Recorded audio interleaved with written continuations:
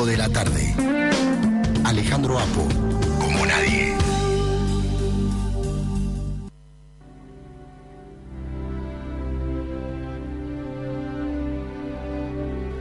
De Julio Cortázar, Casa Tomada.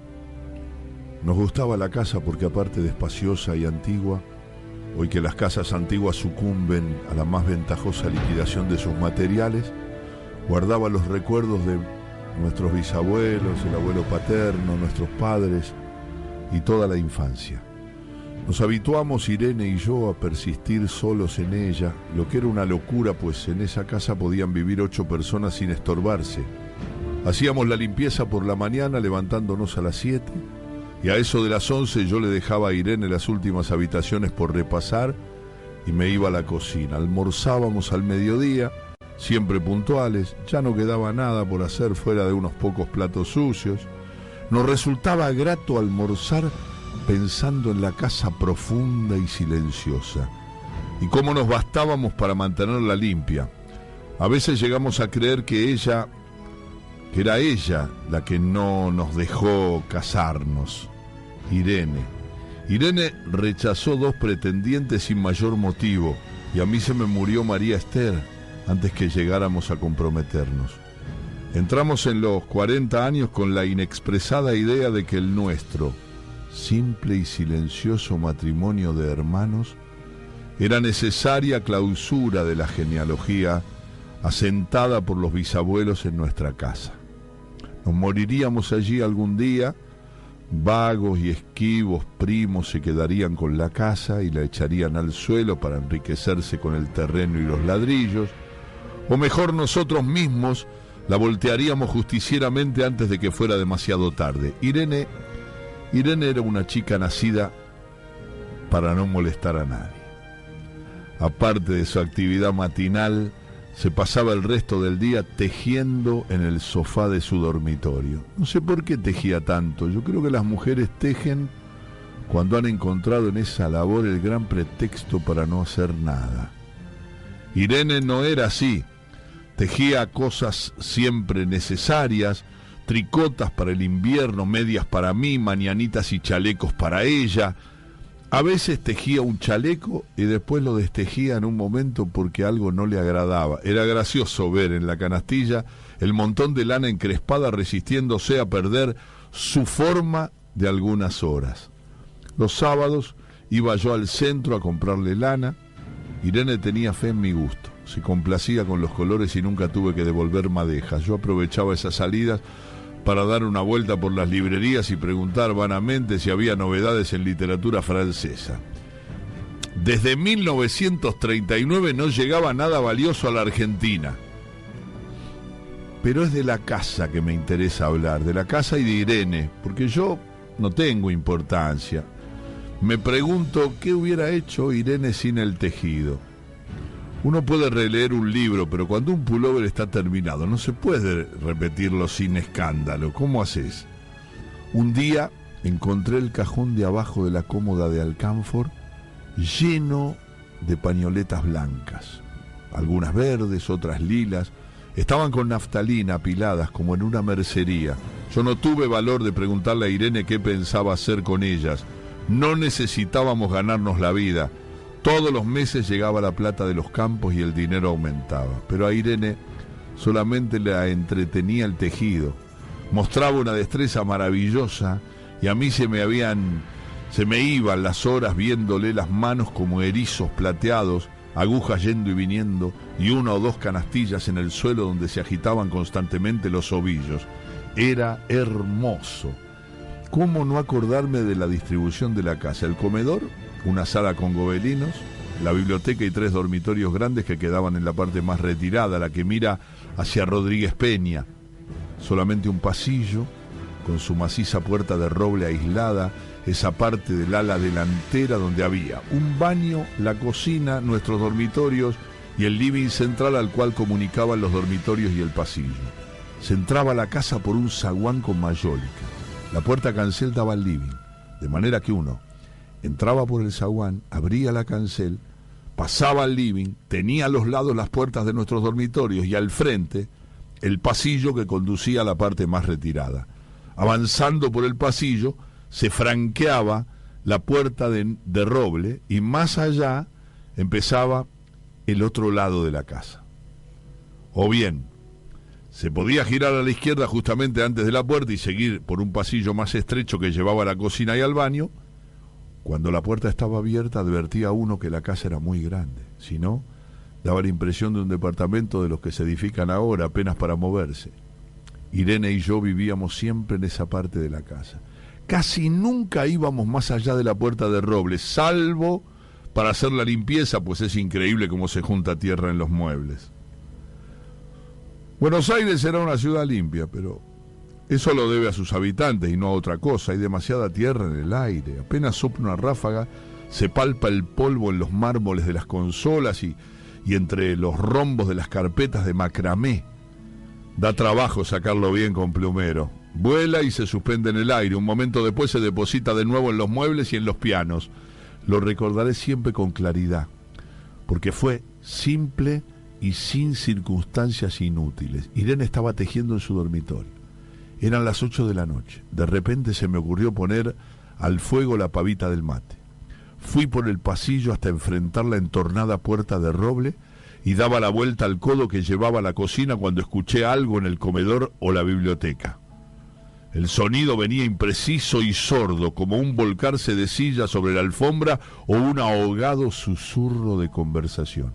También lo oí, al mismo tiempo, o un segundo después, en el fondo del pasillo que traía desde aquellas piezas hasta la puerta. Me tiré contra la puerta antes de que fuera demasiado tarde. La cerré de golpe apoyando el cuerpo. Felizmente la llave estaba puesta de nuestro lado y además corrí el gran cerrojo para más seguridad. Fui a la cocina, calenté la pavita y cuando estuve de vuelta con la bandeja del mate, le dije a Irene: tuve que cerrar la puerta del pasillo. Han tomado la parte del fondo. Dejó caer el tejido y me miró con sus graves ojos cansados. ¿Estás seguro? Asentí. Entonces, dijo recogiendo las agujas, tendremos que vivir de este lado. Yo cebaba el mate con mucho cuidado, pero ella tardó un rato en reanudar su labor. Me acuerdo que tejía un chaleco gris. A mí me gustaba ese chaleco. Los primeros días nos pareció penoso, porque ambos habíamos dejado en la parte tomada muchas cosas que queríamos. ¿Qué sé yo? Mis libros de literatura francesa, por ejemplo, estaban todos en la biblioteca. Irene extrañaba unas carpetas, un par de pantuflas que tanto la abrigaban en invierno. Yo sentía mi pipa de enebro y creo que Irene pensó en una botella de esperidina de muchos años. Con frecuencia, pero esto solamente sucedió los primeros días, cerrábamos algún cajón de las cómodas y nos mirábamos con tristeza.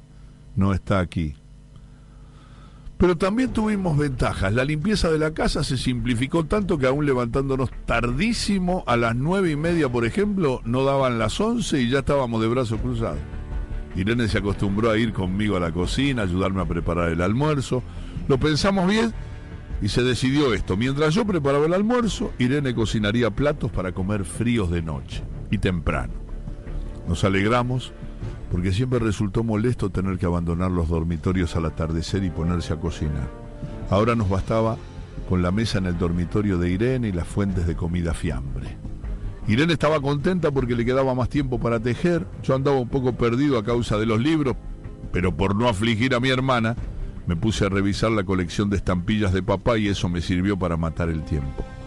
Nos divertíamos mucho, cada uno en sus cosas, casi siempre reunidos en el dormitorio de Irene, que era más cómodo. Y a veces Irene decía: fíjate este punto que se me ha ocurrido, ¿no da un dibujo de trébol? Un rato después era yo el que le ponía ante los ojos un cuadradito de papel para que viese el mérito de algún sello de Upen o Malmedy. Estábamos bien, la pasábamos bien y poco a poco empezábamos a no pensar. Se puede vivir sin pensar. Cuando Irene soñaba en alta voz, yo me desvelaba enseguida. Nunca pude habituarme a esa voz de estatua o de papagayo, voz que viene de los sueños y no de la garganta. Irene decía que mis sueños consistían en grandes sacudones que a veces hacían caer el cobertor. Nuestros dormitorios tenían el living de por medio, pero de noche se escuchaba cualquier cosa en la casa. Nos oíamos respirar, toser, presentíamos el ademán que conduce a la llave del velador. los mutuos y frecuentes insomnios. Fuera de eso, todo estaba callado en la casa. De día eran los rumores domésticos, el roce metálico de las agujas de tejer, un crujido al pasar las hojas del álbum filatélico, la puerta de roble, creo haberlo dicho, que era maciza. En la cocina y el baño, que quedaban tocando la parte tomada, nos poníamos a hablar en voz alta o Irene cantaba canciones de cuna. En una cocina hay demasiado ruido de loza y vidrios para que otros sonidos irrumpan en ella. Muy pocas veces permitíamos allí el silencio. Pero cuando tornábamos a los dormitorios y al living, entonces la casa se ponía callada y a media luz. Hasta pensábamos más despacito para no molestarlos. Yo creo que era por eso que de noche, cuando Irene empezaba a soñar en alta voz, me desvelaba enseguida. Es casi repetir lo mismo salvo las consecuencias. De noche siento sed y antes de acostarnos le dije a Irene que iba hasta la cocina a servirme un vaso de agua. Desde la puerta del dormitorio ya tejía oír ruido en la cocina. Tal vez en la cocina o tal vez en el baño, porque el codo del pasillo apagaba el sonido. A Irene le llamó la atención mi brusca manera de detenerme y vino a mi lado sin decir palabra. Nos quedamos escuchando los ruidos, notando claramente que eran de este lado de la puerta de roble, en la cocina y el baño, o en el pasillo mismo donde empezaba el codo casi al lado nuestro. No nos miramos siquiera. Apreté el brazo de Irene y la hice correr conmigo hasta la puerta cancel sin volvernos hacia atrás. Los ruidos se oían más fuerte, pero siempre sordos a espaldas nuestras. Cerré de un golpe la cancel y nos quedamos en el zaguán. Ahora no se oía nada. Han tomado esta parte, dijo Irene. El tejido le colgaba de las manos y las hebras iban hasta la cancel y se perdían debajo. Cuando vio que los ovillos habían quedado del otro lado, soltó el tejido sin mirarlo. ¿Tuviste tiempo de traer alguna cosa?, le pregunté inútil. No, nada. Estábamos con lo puesto. Me acordé de los 15.000 pesos en el armario de mi dormitorio. Ya era tarde ahora. Como me quedaba el reloj pulsera, vi que eran las 11 de la noche. Rodeé con mi brazo la cintura de Irene. Yo creo que ella estaba llorando. Salimos hacia la calle. Antes de alejarnos tuve lástima. Cerré bien la puerta de entrada y tiré la llave de la alcantarilla. No fuese que a algún pobre diablo se le ocurriera robar y se metiera en la casa. A esa hora y con la casa tomada.